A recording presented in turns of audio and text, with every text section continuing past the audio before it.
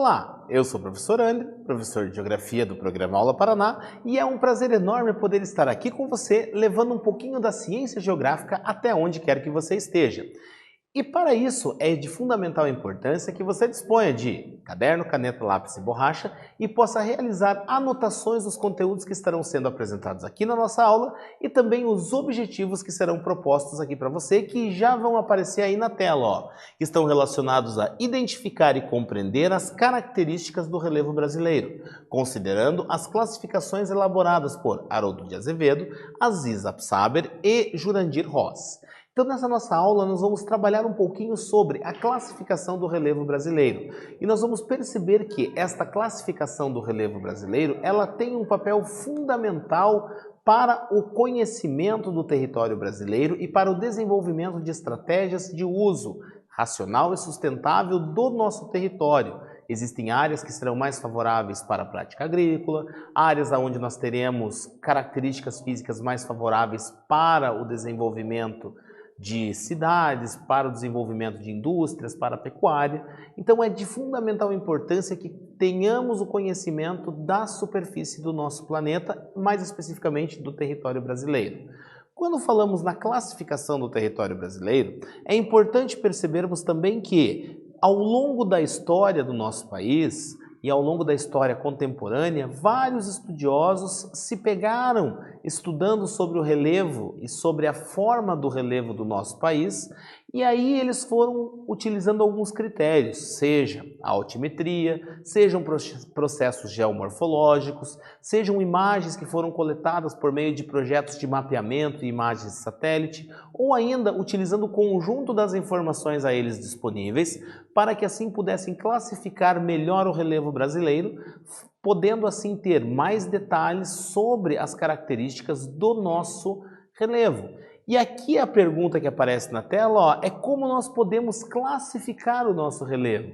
Então é justamente as diferentes formas a partir de diferentes critérios que foram sendo utilizados para a classificação do relevo.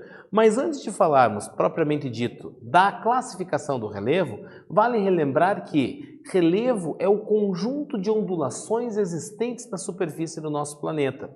Como sabemos, a superfície do nosso planeta ela é toda irregular. Nós temos áreas com altitudes mais altas, áreas mais baixas, áreas mais planas, áreas de relevo mais movimentado.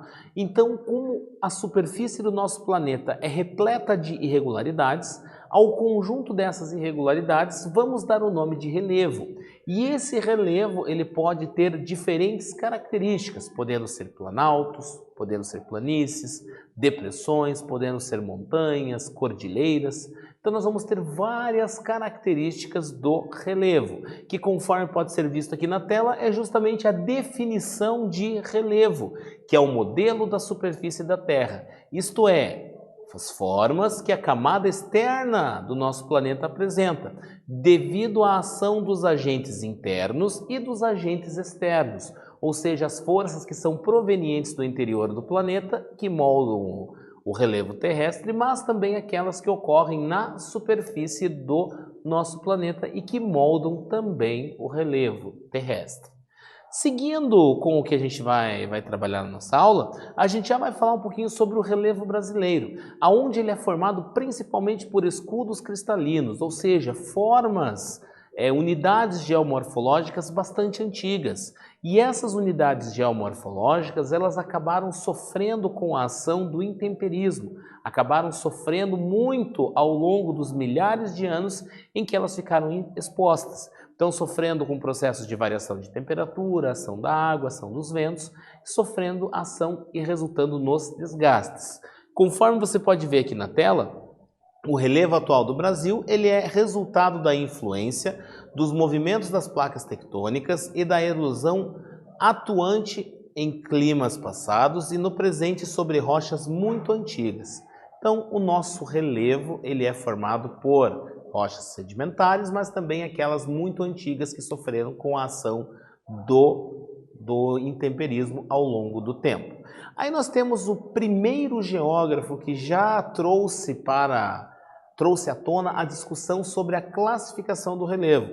E ele precisou desenvolver alguma estratégia, estabelecer alguns critérios uma metodologia para classificar. Então vamos conhecer o que Haroldo de Azevedo fez. Ele foi responsável pela primeira classificação do relevo brasileiro em 1949 e ele baseava-se principalmente na altimetria do território. Era dividido em planícies e planaltos, formada por 8 unidades do relevo. Então, Haroldo de Azevedo classificou o relevo brasileiro em 8 unidades, dividindo principalmente em planaltos e planícies, que conforme pode ser visto aqui, quando falamos em altimetria, estamos falando em superfícies, critério de classificação altimétrico, aonde as superfícies planas abaixo de 200 metros foram identificadas como planícies e aquelas acima como planaltos, ou seja, ele levou em consideração a altitude em relação ao nível do mar e a partir disso ele estabeleceu que de 200 metros a 0 metros nível do mar era uma planície e acima de 200 metros era um planalto. E a partir disso resultou nesta classificação aqui do território brasileiro, onde nós encontramos aqui Planalto das Guianas, a planície amazônica, o Planalto Central ocupando uma maior extensão do território brasileiro, Planalto Meridional, Planície do Pantanal, Planície do Pampa, Planície Costeira e o Planalto Atlântico.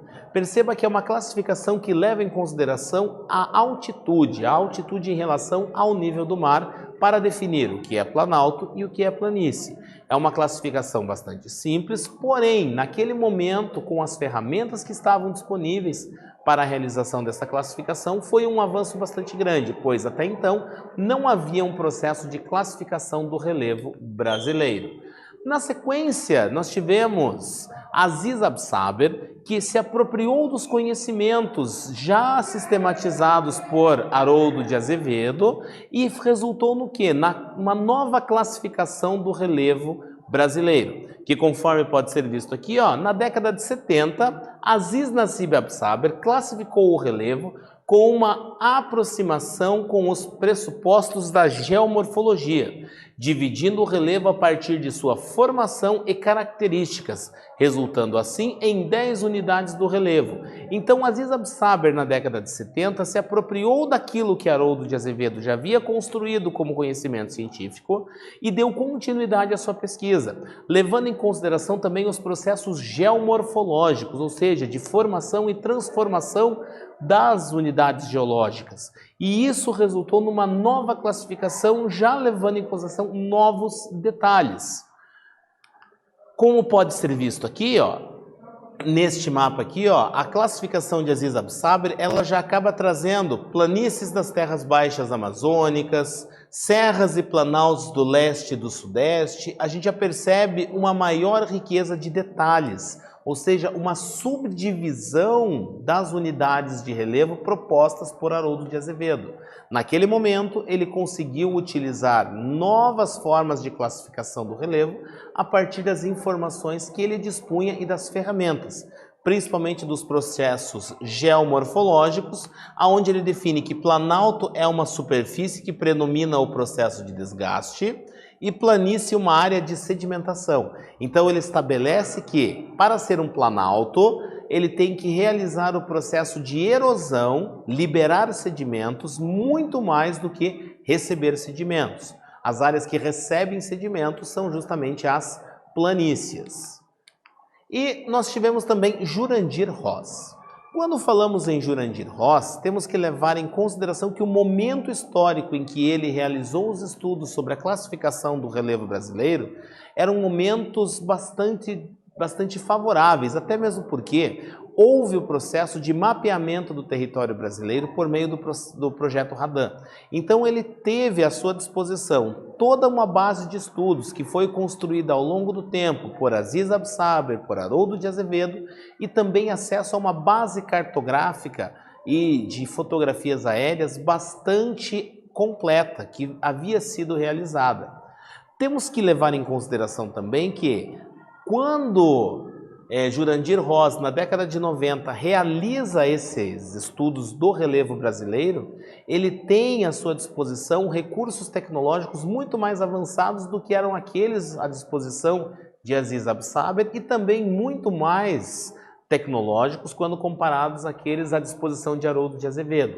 E isso resulta numa maior riqueza de detalhes e numa classificação que já leva em consideração outros critérios, já leva em consideração um conjunto de informações muito mais amplo.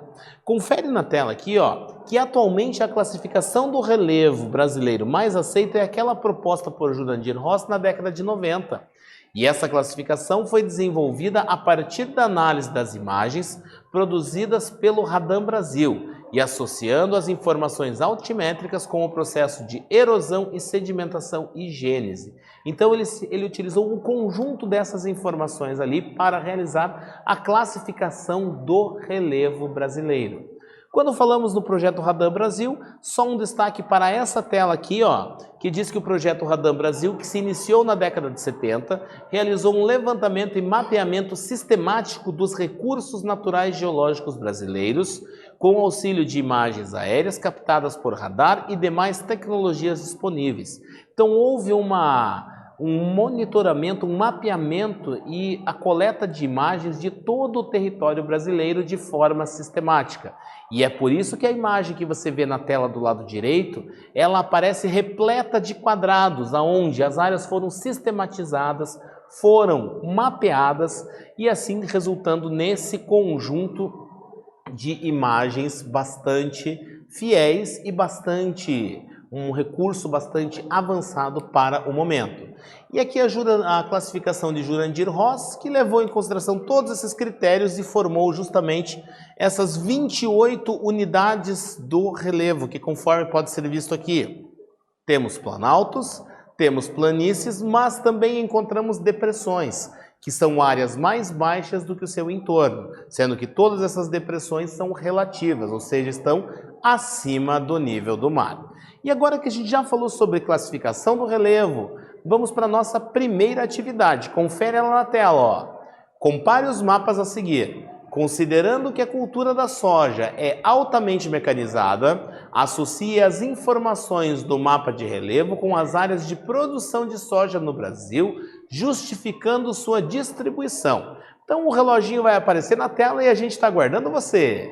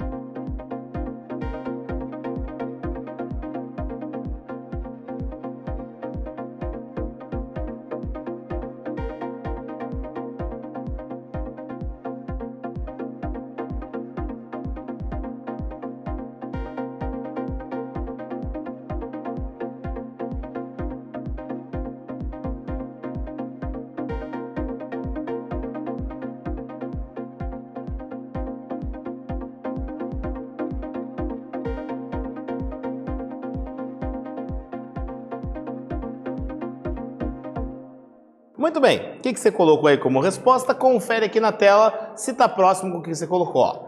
Percebe-se que os espaços ocupados pela produção de soja são áreas de planaltos, porque, por ser mecanizada, necessita de terrenos relativamente planos ou com topografia mais regular. Então, a prática da agricultura mecanizada, ela necessita de áreas que sejam planas, e que o solo também disponha de características favoráveis. E já que você está animado para fazer as nossas atividades da aula de hoje, confere para você na tela a nossa próxima atividade. Ó. As duas paisagens retratadas nas fotografias são de regiões de planaltos. Compare as imagens e estabeleça dois fatores que atuam sobre o relevo e que podem explicar as diferenças entre as paisagens. Então, Rio Grande do Sul e Roraima. Quero que você pense aí um pouquinho, anote no seu caderno que eu volto daqui a pouquinho.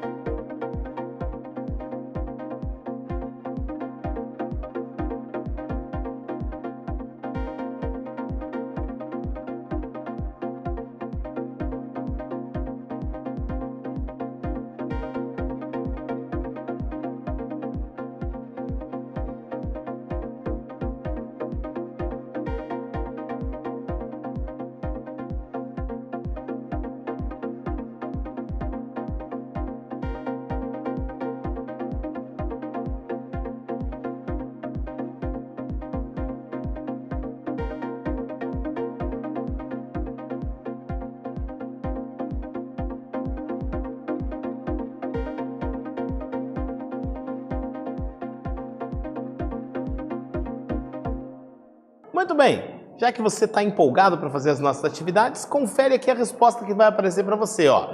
É importante que você, estudante, relacione as diferenças de paisagem com os processos de formação do relevo, tipos de rochas, a ação do intemperismo, a ação dos processos erosivos, diferença na pluviosidade da região, entre outros. Então, para a gente estudar a formação da paisagem, o que resultou na formação das paisagens, é importante que levemos em consideração o conjunto de fatores que ali atuaram.